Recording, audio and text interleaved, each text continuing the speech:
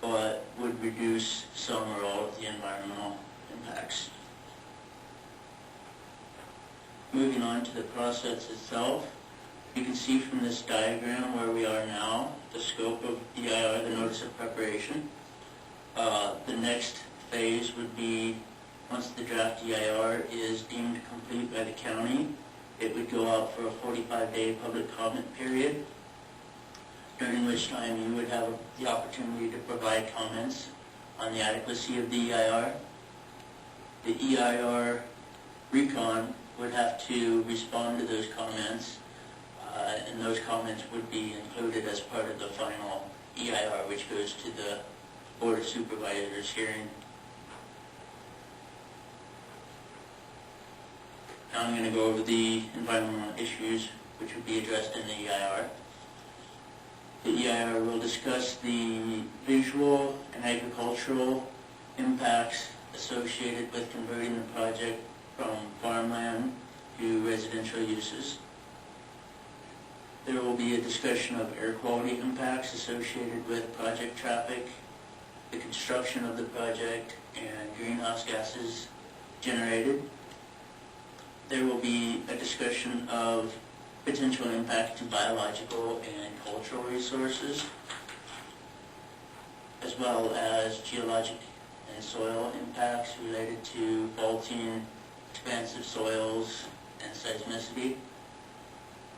The hazards and hazardous materials section will discuss the IID substation and the transmission lines, as well as the canals and drains on site and adjacent. The hydrology and water quality section will discuss the altering of the site from an agricultural drainage pattern to an urbanized stormwater system. Because the project would be annexed to the Gateway Specific Plan area, which does not in its current form contain any residential land uses, the land use section of the EIR will discuss the compatibility of the project with existing and planned land uses. There will be discussions of project-related noise and traffic impacts, as well as noise and traffic impacts associated with SR 98, State Route 98, and State Route 7. There will be a growth inducement discussion related to the conversion of the site from its historic ag use to residential uses.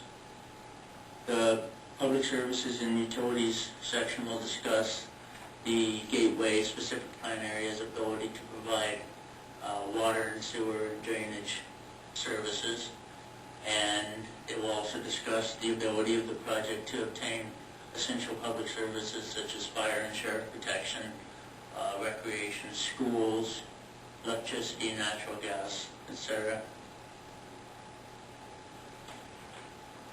The NOP period officially starts today and goes through June 6th. A draft EIR is expected to go out for the 45-day public review period in late summer of this year. There will be 2 opportunities to provide scoping comments, either written or verbal comments at today's meeting, or you may send comments to the Planning and Development Services Department at 810 Main Street. At this time, we'd like to provide you with the opportunity to comment on the preliminary EIR scope that I just went over.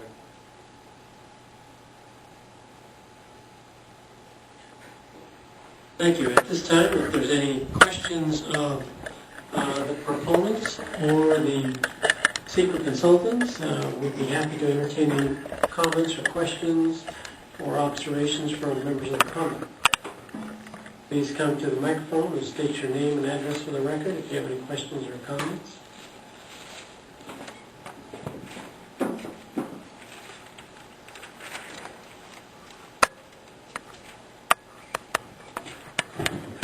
Robert Minville, Twineville Central.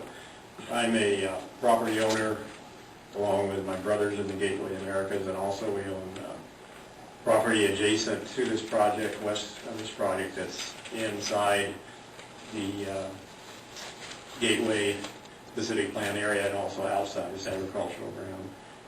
I jotted down a few questions. Access. You have, I know you said the portion of the project that is east of SR7, you're leaving that out at this time, or? That's correct. And are you planning on bringing it in at a future date? There's not really anything at this moment considered. Yeah. You don't have legal or physical access there yet, do you? No. But it's the land doesn't seem to be all that amenable to development. Okay. And then what about the project east of it? How are you going to acquire physical and legal access there? I know you showed Minville Road coming up, but I understand on the portion, that's the industrial portion, that's south of there, that there's a condition on that map that they need to acquire access, and that hasn't been done yet. Is that correct, or are they're working on that? Or? They're currently working on that. The original conditions of approval for gateways. Please come up and state your name and address for the record if you wish to respond. My apologies. George Garcia with Development Design Engineering. The original conditions of approval for these gateway specific plan area require the existing landowners to provide all necessary right-of-way for backbone infrastructure and facilities. Okay, so that'll be a condition you have to. Yes, sir. Okay. You didn't show, and someone else may be able to tell me more about in the back there, but you didn't show Rice Road going up through the project, or did you? Is that, I know there's a question with Caltrans on access off of 98 on that. Is that something you're going to have to work on solving? Are you going to have 2 points of access into the development? Yes, Rice Road does run through the development on the western side, and it runs right alongside the IED substation site. In a telephone conversation with Caltrans, Jacob Armstrong, and another gentleman from operations, Jörg Huberger, Mr. Cavanilla, Caltrans agreed that intersection of Rice Road and Highway 90 would be a full intersection. They've committed to that? Yes, sir. It's supposed to provide something writing to us. We're still awaiting that. Did you know about that, Eric? It was supposed to be in the works, but I wasn't sure it was approved yet. Okay. All right. Next question, Community Facilities District funding. Are there any plans to pursue that for the infrastructure development, or are you at that point where you know? We've had preliminary meetings with Roberta Burns, Chief CEO for Imperial County, and at this point the county does not discount the idea of the CFD. They would like to see perhaps some other financing mechanism. The project itself would also participate in the cost to upgrade the existing facilities and expand the existing facilities for sewer, water, and storm drain to service the area. Okay. Would the project be able to go forward without Community Facilities District funds? Or is there other funding available? A community facility district is simply another financing mechanism. Typically, the intent is that the developer provides the infrastructure, pays for it, and then is reimbursed through the community facilities district. Again, it's just either he takes out a bank loan to do that infrastructure, or he is reimbursed to the CFD. Okay, but usually in Community Facilities District, that bonding runs with the land, so it would become. That is correct. It would become a burden on, or what's the right word? It's a special assessment. It would become an assessment to the property owners. That is correct.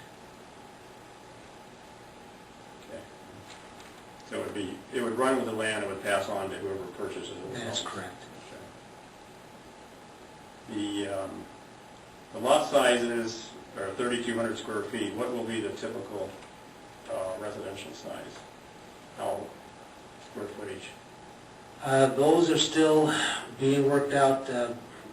The developers are having specially designed pre-manufactured homes.